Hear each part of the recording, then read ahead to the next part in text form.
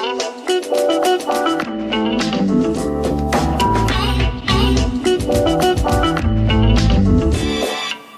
is up, guys? Welcome back to the videos. If you guys are new, my name is Mike. Today we're starting the video off a little bit later in the day. The topic today that we're going to be talking about is the top 5 best mods to improve the performance of your car. Now, if you're building a track car, I mean, like, you go to car meets just to meet up with your friends, but you're mainly building your car because you go to the track once in a while, or every other weekend rather. This video would be directed to you guys.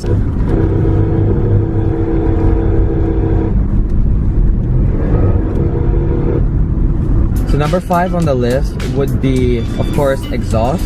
Why you would want to get an exhaust, not only is it louder, and most car guys like myself do like louder cars. With having a more free-flowing exhaust, you would not only get better fuel economy, which I believe is true, your car sounds a lot better, and most of the time it is a lot lighter for your car. Although when purchasing exhaust, such as like the one I have on my Evo, sometimes when you install an exhaust, you do get a check engine light and you might need a tune for it. My check engine light is on right now, and that's because I don't have a cat anymore. I just have a test pipe. So just keep that in mind when changing your exhaust. I'm not sure on all cars, but some cars like mine, that may happen.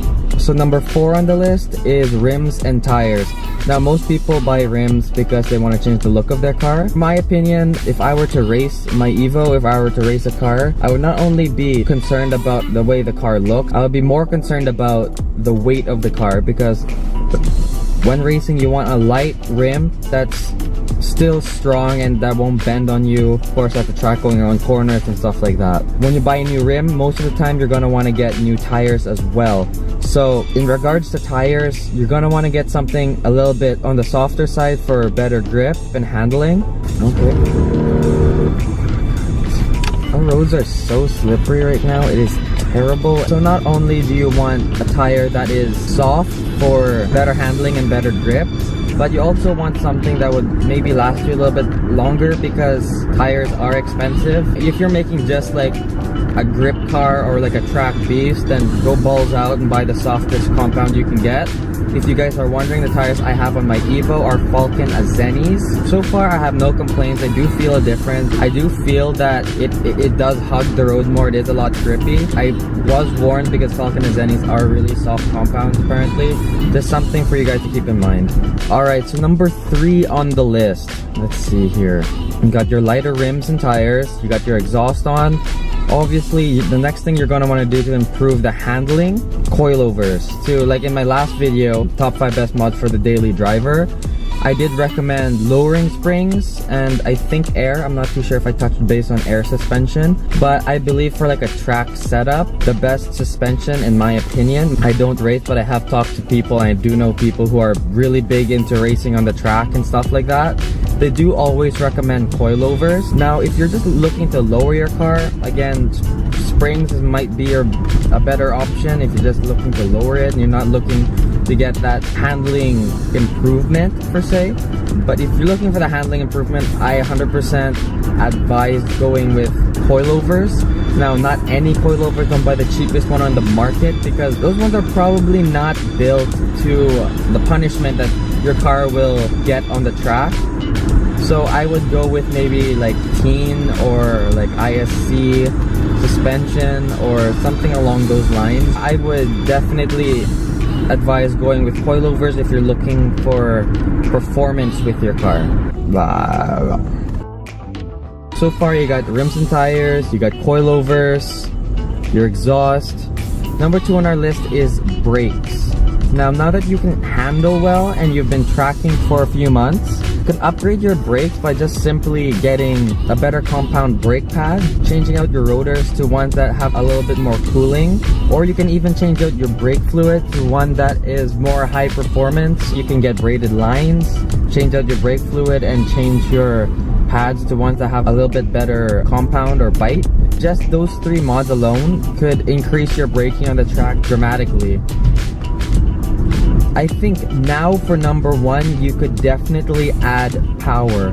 Now, why I didn't put power earlier on the list is I do believe power isn't everything, especially when it comes to race cars. I believe on modifying your car to your own skill level. Now, I understand everyone has a different skill level, but at the same time, once you have been tracking and you've been racing for a little bit, and you feel like I basically max out what the stock power can do, or what I can handle with the stock power, I want to go up a notch. I want to go up a bracket. I want to go a little bit faster. That's when you can look at a supercharger kit for your BRZ, or like a turbo kit for your BRZ, or I don't know, whatever car you have. I don't know why it's bringing up BRZs. You can maybe upgrade a turbo if you already have one. You can upgrade intercoolers. Like, it's, when it comes to performance, it's really endless. Like, you're given a few areas to start performance, and you can really go on forever with changing out like pistons, building your motor, better cooling, port and polish, camshafts. There's so many things you can do performance wise. That's why I kind of left it as number like 1, or the very last one on the list. There's so many things you can do with, no matter if you have a Honda, or you have a Evo, or if you have a Supra. There's so many things you can do to make your car go faster. I just want to, you know, preach my own opinion and tell you guys to not only go for the power mods just because you want to say like your car has 500 wheel horsepower. I would go for handling first and upgrade your own skill. Take your car to the local track, see what you can do, and maybe you can learn a thing or two to become a better driver yourself, so you can be able to control a car that has 500 horsepower later on down the road, instead of buying it now and you're writing it off and wrapping it around a pole, because that is not fun. So that concludes our video for today. Sorry if this video felt a little bit rushed or the lighting wasn't really amazing, because it is later on in the day. I've been so busy with work lately, and I am working on a lot of projects for Anti-Perfect. Probably in a few months I'll be able to tell you guys all about that. But big moves are happening with Anti-Perfect.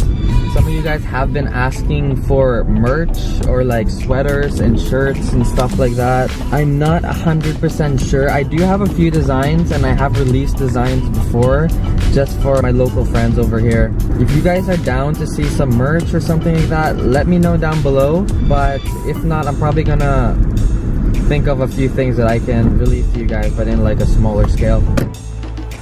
Alright, so we're gonna end the video here. Hope you guys enjoyed the video. If you did, remember to leave a like, subscribe, and join the Anti-Perfect Society.